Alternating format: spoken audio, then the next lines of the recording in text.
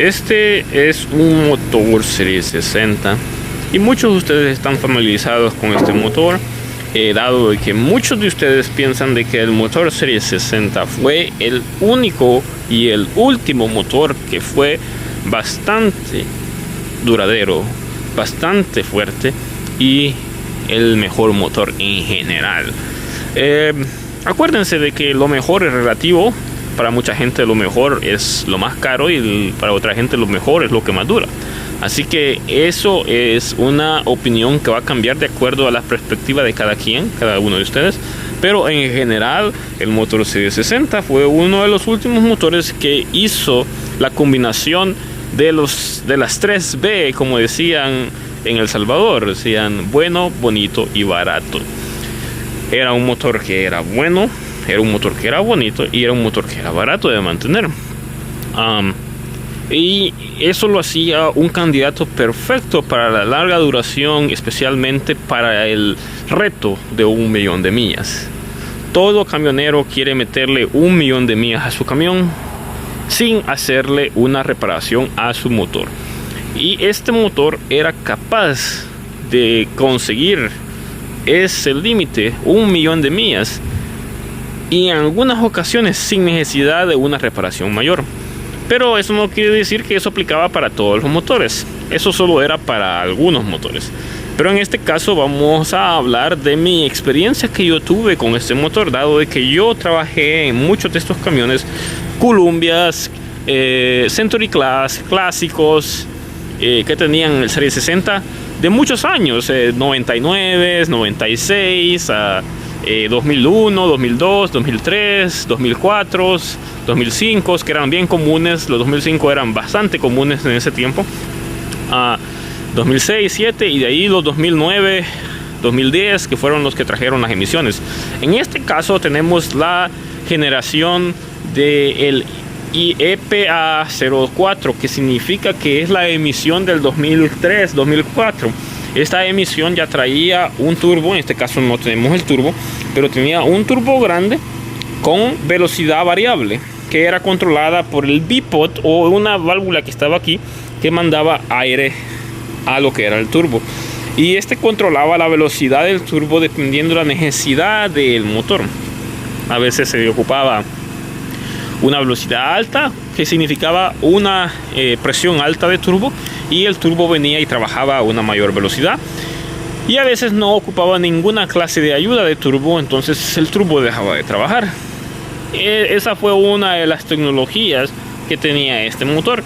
Pero en general lo que era el motor básicamente era muy similar a todos los motores Serie 60 antiguos. Los motores 2009, los motores 1999, 98 y todos esos, 2001, eran motores bastante básicos, y este lo era excepto por el control de emisiones, que era el turbo, y también tenía una EGR, que era un problema bastante grande, pero era muy fácil de eliminar. La EGR en estos motores era facilito de eliminar. Mucha gente la eliminaba sin duda alguna, sin necesidad de ninguna ayuda técnica. Y también el turbo se podía dejar directo sin ninguna clase de ayuda técnica. Era muy fácil de mantener y todo eso. Y por eso fue que este motor fue clasificado por como uno de los mejores motores que salió en ese tiempo. En este caso, este es un motor 12.7 EPA 4. En este caso podemos ver 12.7 aquí, miren, el 12.7. Aquí tenemos las especificaciones del motor. Y no sé si tenemos el tipo de emisión. Algunos lo traían EPO 4. Parece que no lo tiene aquí.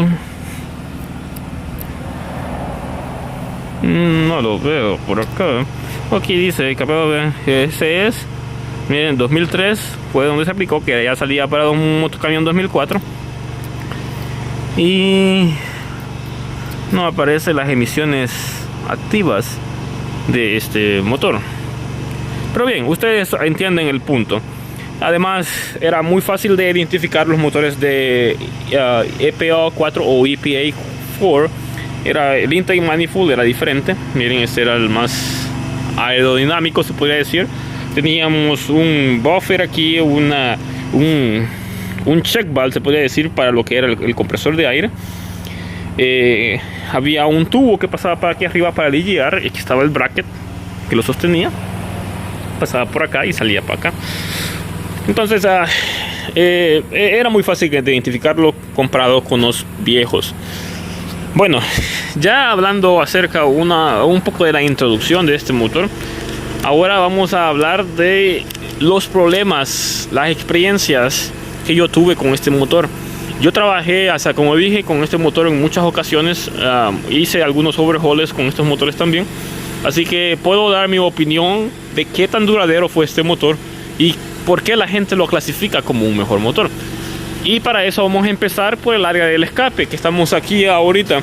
Teníamos el turbo, EGR, exhaust manifold, y teníamos el bipod. Era parte de lo que era el escape, la sección de la salida de las emisiones del vehículo. Los problemas comunes con este motor era de que los gaskets de escape se rompían y empezaba a silbar bien duro, silbaba de una manera bastante desagradable, especialmente cuando el turbo empezaba a trabajar. Una silbadura bastante grande. Alguna gente pensaba de que era algo quebrado, algo diferente, pero no, era el manifold que se quebraba y hacía ese sonido bastante agudo. Era una solución un poco rápida, cambiar los empaques. Teníamos que quitar el turbo y todo y cambiar los empaques y sellarlos bien, y de ahí pues cambiar tornillos era muy importante en esto. Estos tornillos no eran tan buenos, se estiraban mucho. Entonces poner tornillos nuevos y ponerlos el empaque de escape, y con eso se solucionaba el problema. Ese era uno de los problemas más comunes que yo miraba, que pasaba, no pasaba un gran menudo, pero era común que pasara eventualmente. El otro problema era el turbo se arruinaba con el tiempo, pasaba aceite, liqueaba aceite de acá, tiraba aceite por atrás, la turbina se despegaba, el control de velocidad del turbo se arruinaba, eventualmente dejaba de trabajar como debía de trabajar y teníamos que cambiar el turbo. El siguiente problema común era el bipod, que era el control que tenía acá. El control se tapaba por la suciedad del compresor del aire y no pasaba presión a lo que era el turbo, y hacía de que el turbo no estuviera siempre en la posición de apagado, que sería la posición donde el turbo no tiene ninguna clase de fuerza, ninguna clase de presión. Entonces la solución a eso era cambiar el bipod, y entonces ahí ya teníamos movimiento en lo que era el control del turbo, y así había presión, el motor tenía fuerza y todo. Por eso era bien importante en estos motores cambiar los dryers, los compresores, limpiar el sistema del aire, porque se consumía, también se llenaba con agua, y esto hacía que esto se corroyera o se obstruyera con suciedad. La EGR era un problema bastante común en estos, pero era muy fácil de solucionar, ¿verdad? Se despegaba. En este caso la EGR era controlada por aceite. Tenía una presión de aceite que salía del oil cooler aquí, y llegaba, cerraba la válvula por medio de un control de computadora. La computadora comandaba cuánto de aceite debería pasar y cuánto no, para que así la válvula se abriera o se cerrara. Muy sencillo, muy básico. El oil cooler, sí habían problemas con el oil cooler, pero no eran tan menudos. La verdad, se cambiaba a veces por error, pero casi no fallaba mucho en este camión. El oil cooler iba aquí, y eso eran los problemas con la sección de escape. Pero de ahí teníamos lo que era la sección de agua, que sería termostato y bomba de agua. En lo que era termostato y bomba de agua, problemas comunes era que la bomba se arruinaba eventualmente, empezaba a tirar agua. Tienen por abajo un orificio donde tira el agua, y se arruinaba sin ninguna razón. Era caro reemplazar esta bomba de agua, y era un poco difícil por el espacio, la limitación de espacio, especialmente los motores como que tenían el EGR cooler aquí. Entonces limitaba el espacio. Se podía sacar bastante difícil, pero en algunas ocasiones era mejor sacar el EGR cooler para poner más acceso, pero era bastante trabajo. Pero era bastante tedioso sacarlos. Por eso, en este sentido, eran mejor los motores que no tenían el sistema de EGR, que serían los motores abajo del 2003, 2002, 2001. No tenían EGR, entonces no tenían EGR cooler. Entonces salía fácilmente sin ningún problema. Solo se tenía que quitar el tubo que pasaba a lo del cooler. Y en el caso del termostato se cambiaban, me recuerdo yo que los cambiábamos, pero no había ninguna clase de problema mayor. A veces se pegaban, pero en este caso los termostatos de estos series 60 eran buenos porque tenían dos termostatos, doble termostato, uno enfrente, uno atrás, lo cual hacía que si uno se pegaba, el otro todavía quedaba activo. El problema era cuando los dos se pegaban, pero era muy raro. Eso hacía que estos motores tuvieran un buen flujo de agua, y aparte de eso tuvieran una buena duración, porque como lo digo, uno se arruinaba, el otro seguía trabajando. Eventualmente ustedes iban a darse cuenta que el motor tardaba mucho en enfriarse, pues había que cambiar los termostatos. De lo que era enfrente del motor, yo la verdad no había mucha falla, excepto por el bull gear que iba aquí, el engrane que divide la fuerza a todo lo alrededor, y este engrane que va acá de repente se desgastaba y causaba mucha. Este era básicamente el accessory pulley, o la polea de accesorios, es la que le daba fuerza a todos los de afuera, que sería el compresor de aire y el alternador. Se arruinaba con el tiempo, pero normal. No se arruinaba simplemente por arruinarse, sino que se arruinaba porque ya estaba viejo, ya tenía muchas millas y era hora de cambiar.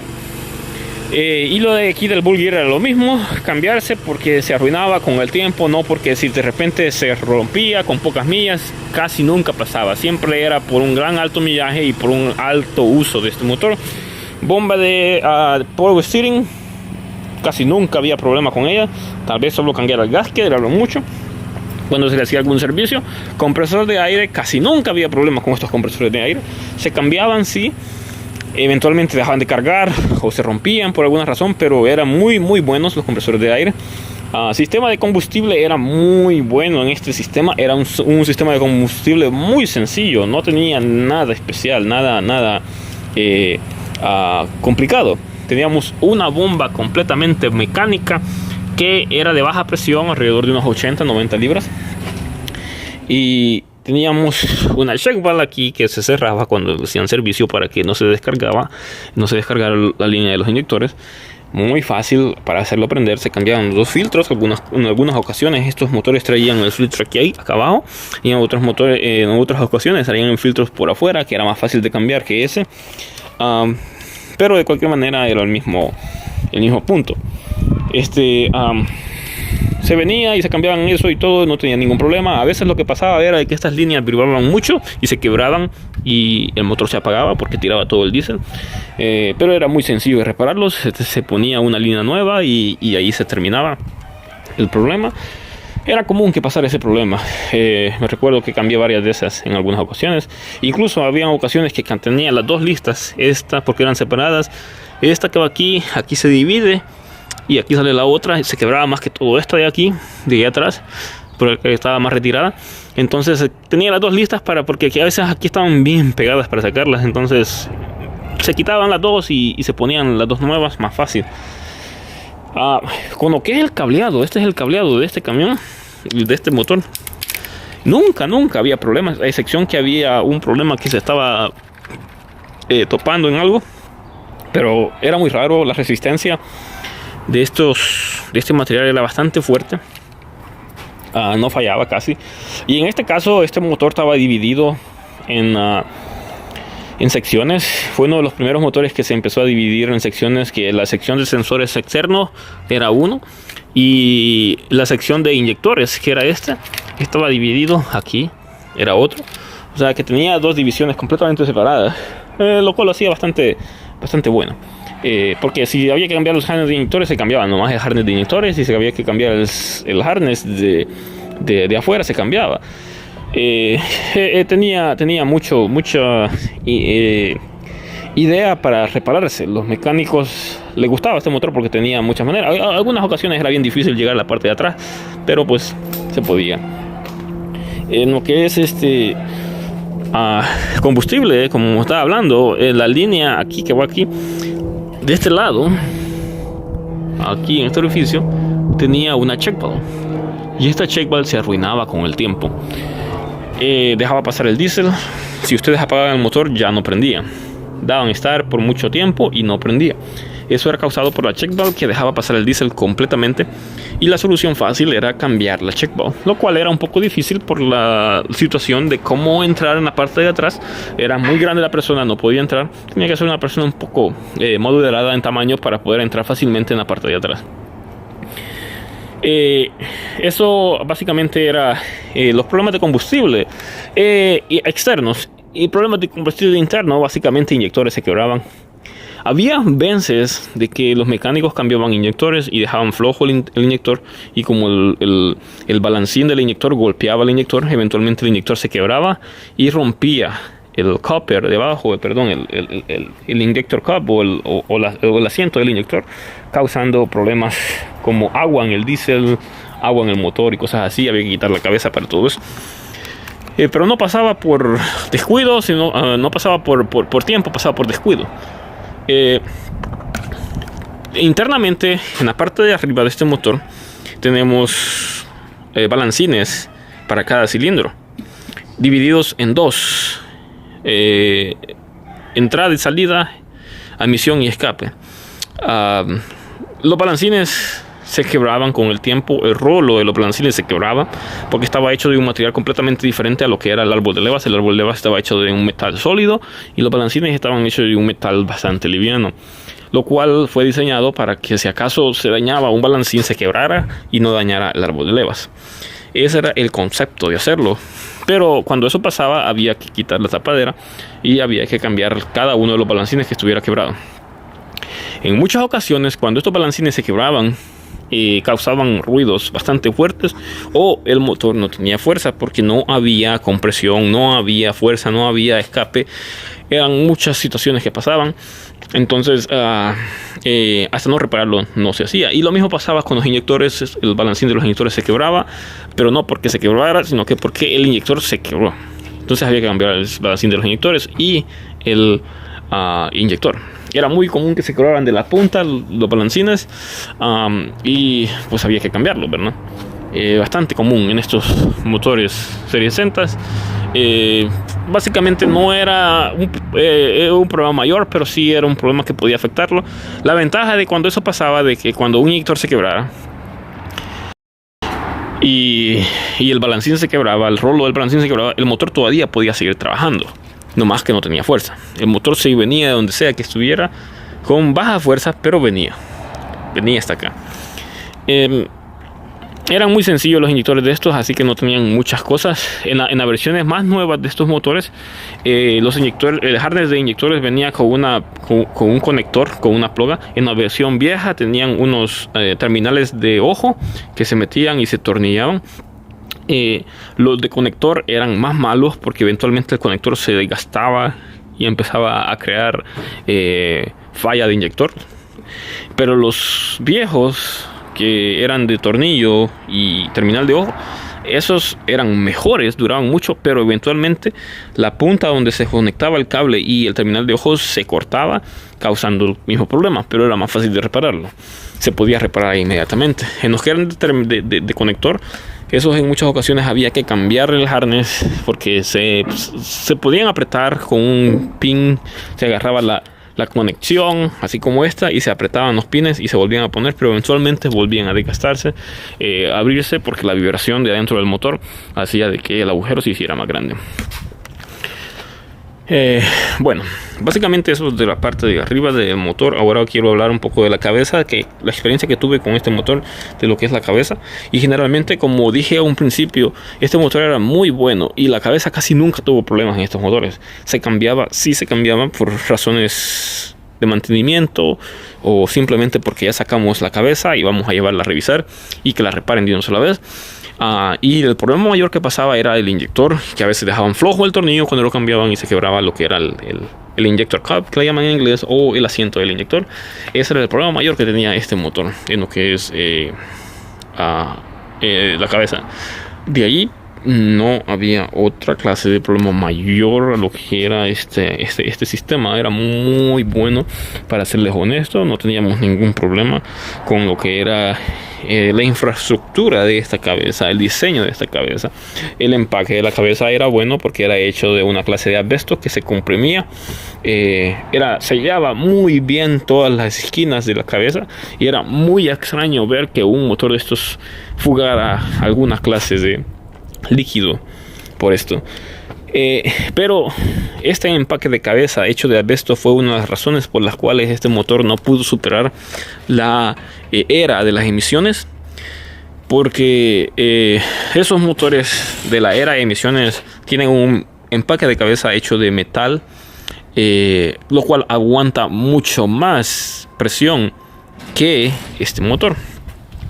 Entonces este motor no lo podían modificar para hacer más presión, porque el empaque de la cabeza se iba a romper, uno de los principales. Y aparte de eso, la tolerancia del apriete de los tornillos era más bajo. Me recuerdo que creo que eran 300 libras, no me recuerdo muy bien, 300 o 400 libras de torque. Aquellos llevan un montón de torque, esos llevan una cantidad exagerada de torque en cada tornillo, pero es por lo mismo, porque llevan una gran torsión, especialmente para alta inyección, para eliminar la pérdida de fuerza por la obstrucción del flujo de aire por los filtros, y para que el motor tenga fuerza. Y estos motores no pudieron eso. Entonces, lastimosamente, ahí fue uno de los problemas que este tuvo para poder superar la era de emisiones que empezó en el 2008 para arriba. En lo que eran los cilindros, me recuerdo yo que tenía problemas con este motor. Es que de repente el agua se ponía negra porque el aceite se pasaba, y el aceite se llenaba con agua eventualmente. Eso pasaba porque adentro de los cilindros, en los sellos, alrededor de los sellos que van en la parte de abajo, se corroían, se ponían un poco corrosos, así como este, y empezaban a dejar caries, corrosión, pequeños agujeros muy pequeños, y empezaban a tirar agua adentro. Eso hacía de que este motor necesitaba reparación, se tenía que desarmar completamente. En este caso, este motor, es un EPA 04, que sería EPA 4, 2003 para arriba. Este sistema de pistón y camisa se introducía todo junto. La camisa y el pistón se metían todo junto dentro del bloque, y de esa misma manera se sacaban. Ese era un problema bastante, y sigue siendo un problema para la gente que tiene estos camiones. La camisa se quedaba pegada por los sellos que se corroían, y eso hacía de que fuera un poco difícil para sacarla. A veces había que tratar por mucho tiempo para poder sacar una camisa, porque estaba corroída y pegada por los sellos. Pero ya saben, ¿verdad? No era un problema bastante grande. Había que nomás perder mucho tiempo para sacarlo. Eventualmente salía. Pero también uno de los problemas más grandes era de que, como la camisa y el pistón entraban juntos, no se le podía agarrar nada por abajo en la camisa. Regularmente ustedes pueden meter una herramienta para agarrar la camisa por abajo y jalarla con toda la fuerza necesaria, pero en este caso, como era una herramienta que se expandía dentro de lo que es el cilindro por el pistón que estaba ahí, cuando se trataba de jalar se deslizaba.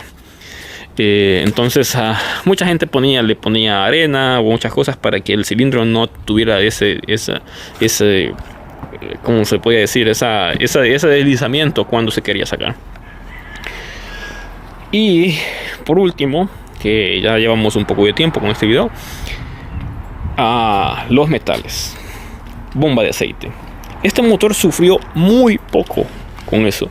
Sí se arruinaban los metales, sí se arruinaban la bomba de aceite, pero era por viejos, por bastante tiempo de uso. Pero era muy raro, era un motor que se desvelara, que sacara la biela por un lado. Muy raro, excepción que eran motores que ya tenían muchas millas y que nunca se les había dado mantenimiento.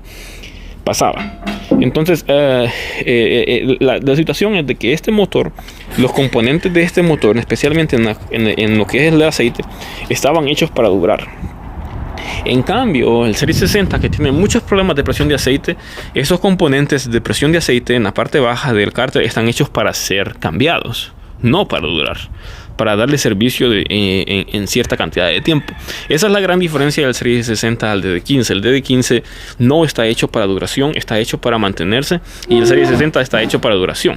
Eso es una de las razones por las cuales este motor fue muy duradero y la gente le gustó mucho, porque todos los componentes eran robustos, todos los componentes eran hechos con un material bastante fuerte, como por ejemplo puro metal, todo puro metal, y lo único que teníamos de plástico abajo, arriba, aluminio es muy raro, a excepción del housing de atrás, pero en otras áreas del motor teníamos muy poco aluminio, muy pocos componentes de aluminio, a excepción que no eran para alta fuerza o componentes de resistencia grande. En el DD15 mucho componente de aluminio y de baja resistencia, porque no se necesitaba tanto para reducir el peso. En resumen, si ustedes piensan que el DD15 es un motor que no tiene la duración del Series 60, posiblemente están en lo correcto. El Series 60 simplemente fue un motor rústico, un motor duradero, que no era el motor más suave, que no era el motor más callado, más silencioso, que no era el motor más fuerte, que no era el motor que tenía todas las cualidades que todos queremos en un motor. Sí, era cierto, pero era un motor que duraba. El DD15 en el otro lado era un motor que podía soportar emisiones, duradero, pero caro de mantener, dado de que tanto componente lo hacía más frágil al mantenimiento extendido, y lo cual significaba de que había que darle más mantenimiento para que se mantuviera en una condición óptima. Cambio, el Series 60 no tenía ninguno de esos problemas, pero lastimosamente las emisiones lo mataron. Este motor trató, o por lo menos los ingenieros trataron de colocarlo en la era de emisiones en el 2008, 9, 10 y en algunos 2011, pero no logró sobrevivir, dado de que este motor fue más problemático que el DD15 cuando se le ubicó el sistema de emisiones. Hubo muchas actualizaciones que le hicieron a este motor para poderlo hacer trabajar bien, dado, como lo dije, el DD15 fue hecho directamente de la fábrica para trabajar con emisiones. Ellos hicieron este motor pensando en las emisiones y pensando en el trabajo que va a tener con las emisiones. Este motor acá nunca fue hecho para emisiones y jamás pensaron de que iba a trabajar con emisiones, porque en el tiempo que fue diseñado, en los 90, nunca se imaginaron que las emisiones iban a ser tan estrictas en el 2010. Entonces, esa es la razón por la cual este motor fue completamente descontinuado, al punto de que Detroit ya no produce más este motor. Las partes generalmente son aftermarket. Para poder comprar partes para este motor, si ustedes quieren comprar algo, tiene que ser aftermarket, no lo pueden encontrar nuevo, original, tiene que ser genérico. Y si ustedes quieren comprar otro motor de estos, es un poco difícil, ya que se están siendo más extintos cada vez más y las personas que los tienen los están valorizando más que normal, simplemente porque es un motor que la gente lo cotiza bastante, pero con poco éxito de comprarlo por la baja cantidad de estos motores. Así que si ustedes tienen un motor de esto, cuídenlo, porque este motor es el último motor que salió con una alta duración, hecho para trabajo rústico, no para comodidad. Aquel motor fue hecho para trabajo rústico y comodidad, pero como ya lo saben, entre más suave es un producto, entre mejor es un producto, más caro de mantener. Y esta es la razón por la cual este motor no fue tan duradero, el DD15, como el Series 60. El Series 60 simplemente fue un motor duradero, pero acuérdense de que todo tiene su lo bueno y lo malo. Este motor simplemente combinaba casi todo, como lo dije a un principio: bueno, bonito y barato. Y en algunas ocasiones, si ustedes se ponen a pensar, si ustedes van a trabajar, ¿qué importa que el motor sea callado? ¿Qué importa que el motor tenga una clase de economía, que el jailbreak no haga ruido, no haga tanto ruido? ¿Qué importa eso? Lo que importa es que le deje dinero en la bolsa, y este motor lo hacía con poco esfuerzo. Era su trabajo, dar dinero al dueño operador, dado de que era un motor robusto, un motor hecho para trabajar y muy poco para mantener. Bueno, creo que eso es todo lo que les voy a dar. Dejen su opinión en esta sección de videos, en los comentarios. ¿Qué opinan ustedes de este motor Serie 60? Dejen su opinión. Si ustedes lo tienen, den su opinión. Si ustedes lo tuvieron, den su opinión. Si ustedes lo quieren obtener, den su opinión también. Así de esa manera podemos saber qué es un motor Serie 60. Más de lo que yo sé. Porque acuérdense de que hay mucha gente que todavía sigue trabajando en estos motores. Así que está teniendo más experiencia de lo que yo tuve. Porque yo ya no trabajo. Muy raro ver estos motores. Para mí, este es una reliquia para mí. Y por eso decidí venir y hacer un video. Porque para mí, esos son los motores comunes hoy en día. Y estos. Cummins IL6, Cummins A15, Detroit DD15. Y así sigue la cosa. Muy bien. Los espero en otro video y cualquier cosa ya saben dónde encontrarme, búsquenme en Google. Ok, cuídense y vamos a ver si hacemos más videos como este.